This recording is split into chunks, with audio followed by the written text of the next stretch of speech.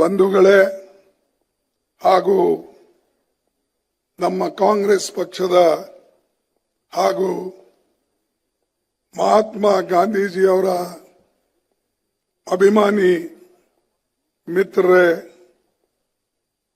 ಮಾಧ್ಯಮದ ಬಂಧುಗಳೇ, ನಾನು ಹೆಚ್ಚು ಮಾತನಾಡತಕ್ಕಂಥ ಅವಶ್ಯಕತೆ ಇಲ್ಲ ಅಂತ ಹೇಳಿ ಭಾವಿಸಿದ್ದೇನೆ. ಕಾರಣ, ಮಹಾತ್ಮ ಗಾಂಧೀಜಿಯವರ ಪುತ್ಥಳಿಯನ್ನ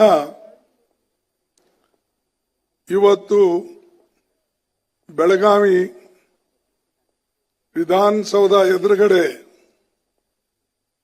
ತಾವೇನು ನಿಲ್ಲಿಸಿದಿರಿ, ಇದು ನಿಜವಾಗಲೂ ಈ ಭಾಗಕ್ಕಷ್ಟೇ ಅಲ್ಲ, ಕರ್ನಾಟಕ ರಾಜ್ಯಕ್ಕೆ ಒಂದು ಗೌರವ ತರತಕ್ಕಂಥ ಕೆಲಸ ತಾವು ಮಾಡಿದ್ದೀರಿ ಅಂತ ಹೇಳಿ ನಿಮ್ಮೆಲ್ಲರಿಗೆ ನಾನು ಧನ್ಯವಾದಗಳನ್ನು ಅರ್ಪಿಸ್ತೇನೆ. ಮಹಾತ್ಮ ಗಾಂಧೀಜಿಯವರ ಬಗ್ಗೆ ಹೇಳಬೇಕಾಗಿದ್ರೆ ಸಾಕಷ್ಟು ಸಮಯ ಬೇಕು. ಅವರು ಮಾಡದಂತ ಕೆಲಸ, ಅವರು ನಮಗೇನು ಸ್ವಾತಂತ್ರ್ಯವನ್ನ ತಂದುಕೊಟ್ರು, ಈ ಸ್ವಾತಂತ್ರ್ಯವನ್ನು ಬಂದ ಮೇಲೆ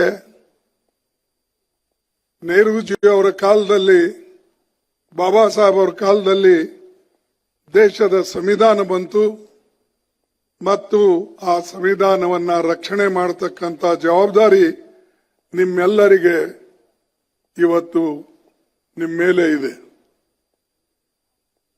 ಸಂವಿಧಾನ ಇಲ್ಲದ್ರೆ, ಪ್ರಜಾತಂತ್ರ ಇಲ್ಲದೆ ಹೋದರೆ ಈ ದೇಶದಲ್ಲಿ ಅರಾಜಕತೆ ಆಗ್ತಾ ಇತ್ತು. ಅದಕ್ಕಾಗಿ ಇತ್ತೀಚೆಗೆ ಅನೇಕ ನಾಯಕರು ಗಾಂಧೀಜಿಗಳಿಗೆ ನೆನೆಸ್ತಾ ಇದ್ದಾರೆ, ಗಾಂಧಿ ಅವ್ರ ಬಗ್ಗೆ ಹೊಗಳ್ತಾ ಇದ್ದಾರೆ ಮತ್ತು ಗಾಂಧೀಜಿಯವರು ಮಾಡದಂತ ಕೆಲಸ, ತ್ಯಾಗ, ಅವರು ಕೊಟ್ಟಂತ ಕೊಡುಗೆ, ಅದರ ಬಗ್ಗೆ ಮೆಚ್ಚತಕ್ಕಂಥದ್ದು ಇವತ್ತು ಎಲ್ಲ ಕಡೆ ನಾವು ನೋಡ್ತಾ ಇದ್ದೇವೆ. ನನಗೆ ಬಹಳ ಅಭಿಮಾನ ಆಗ್ತಾ ಇದೆ. ಮಹಾತ್ಮ ಗಾಂಧೀಜಿಯವರು 1924ರಲ್ಲಿ ಕಾಂಗ್ರೆಸ್ ಪಕ್ಷದ ಅಧ್ಯಕ್ಷರಾಗಿ ಬೆಳಗಾವಿಯಲ್ಲೇ ಪ್ರಥಮ ಬಾರಿಗೆ ಆಗಿದ್ರು ಮತ್ತು ಅದೇ ಕೊನೆ. ಅದು ಆದ ಮೇಲೆ ಅವರು ಎಲ್ಲೂ ಕೂಡ ಅಧ್ಯಕ್ಷಗಿರಿ ಒಪ್ಪಲಿಲ್ಲ. ಅವರು ಇಲ್ಲಿ ಮಾತ್ರ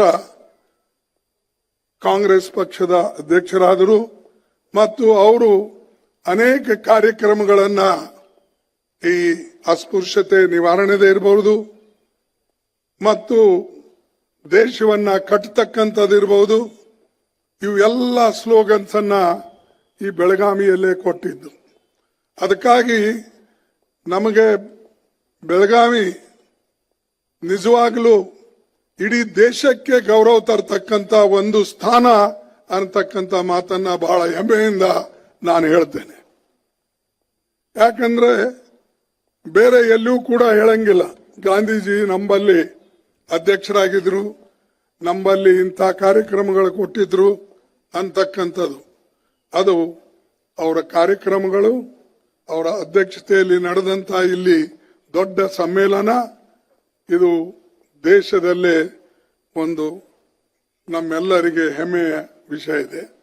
ಅದಕ್ಕೆ ಅಂತ ಮಹಾನ್ ನಾಯಕರ ಪುತ್ಥಳಿಯನ್ನ ನನ್ನ ಕೈಯಿಂದ ತಾವು ಉದ್ಘಾಟನೆ ಮಾಡಿದಕ್ಕಾಗಿ ನಿಮ್ಮೆಲ್ಲರಿಗೆ ನಾನು ವಂದನೆಗಳನ್ನು ಸಲ್ಲಿಸ್ತೇನೆ.